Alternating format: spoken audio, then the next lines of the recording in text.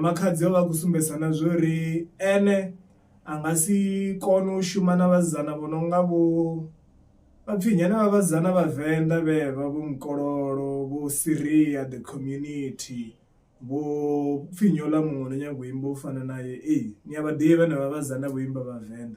Makhadzi u khou sumbedzana zwori ene a nga si kone u shuma navho vho Hilda vhevha na ḽiṅwe na ḽiṅwe a vha koni. At least muthu ane a nga shuma naye ndi Mickey Black. Vhathu vha tshi thoma u commenta hanefhaḽa vha tshi khou sumbedzana zwori no a zwi itiwi ngo ralo makhadzi shumani na vhaṅwe vhana hani na ini ro toni phusha u bva fhasi na mini na zwoṱhe.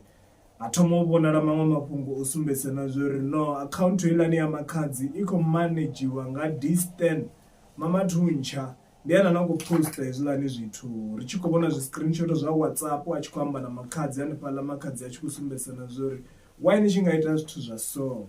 Ene a ḓi ṋea dzi reason dzawe hanefhaḽa. Mafhungo a hone ha fheli mara nṋe uya nga nṋe kha haya mafhungo ndi ri makhadzi kha shume na vhaṅwe vhana a litshe hezwo zwine a khou itisa zwone.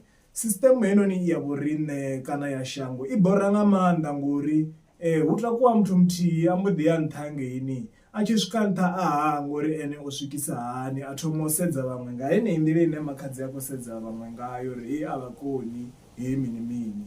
Vha nga aluwa u vhuya vha ḓi dzhenisa kha hezwi zwithu ndi ngori vha ya zwi funa u fana naye. So if arali a nga shuma navho a nga ḓi vha gudisa zwivhili zwiraru vha aluwa ṱhaṅwe vha ḓi ita muzika wavhuḓi wo fhira na wavho mara ri ḓo ri mini ene a tshi khou ri ha itisi zwezwo.